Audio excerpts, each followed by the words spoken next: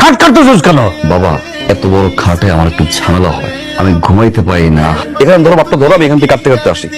তোর কি মাথা কোনো সমস্যা হয়েছে? বললাম তো, আমি বড় খাটে ঘুমাইতে পারি না, ঝামেলা হয়। তুই বিয়ে করবি না? বিয়ে শাদী এই আফসানকে দিয়ে আমার হবে না। বিয়ে শাদী করতে পারবি না মানে তোর কি কোনো সমস্যা? বাপ হয়ে ছেলেকে জিজ্ঞাসা করে সমস্যা। তোর জন্য এত মেয়ে দেখলাম, কোথাও কোনো রাজি হইতেছিস না, তা আমি তোকে বলবো না?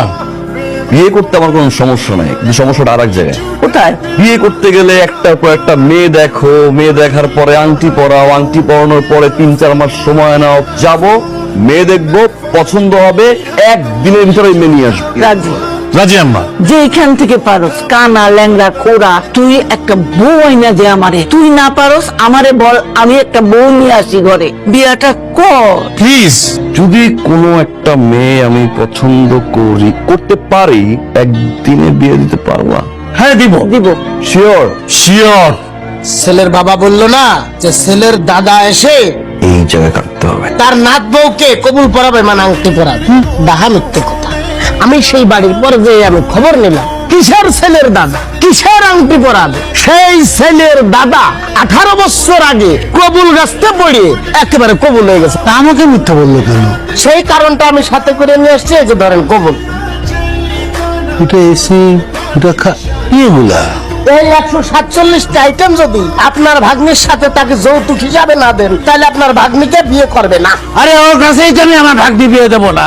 এই ছেলের বাড়িতে আমি ওই 38 থেকে 44 পর্যন্ত জুতা বানাবো।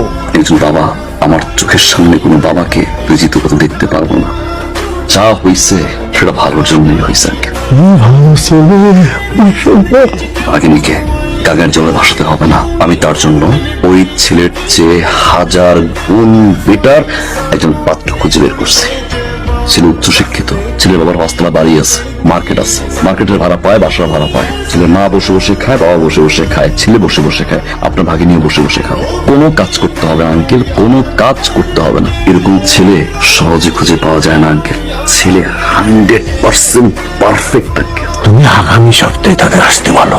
আমি এখনই আসতে বলছি আঙ্কেল। জি আপনারা আসুন। আসসালামু আলাইকুম বিআই সাহেব। ওয়ালাইকুম আসসালাম। হ্যাঁ, এই যে আপনার বিয়ে না, ওয়ালাইকুম কেমন আছেন? আলহামদুলিল্লাহ ভালো আছি। আপনার সঙ্গে পরিচয় হয়েছে, কি ভালো লাগলো। অনেক অপেক্ষা ছিল আপনার সঙ্গে দেখার জন্য। ভালো আছেন তো?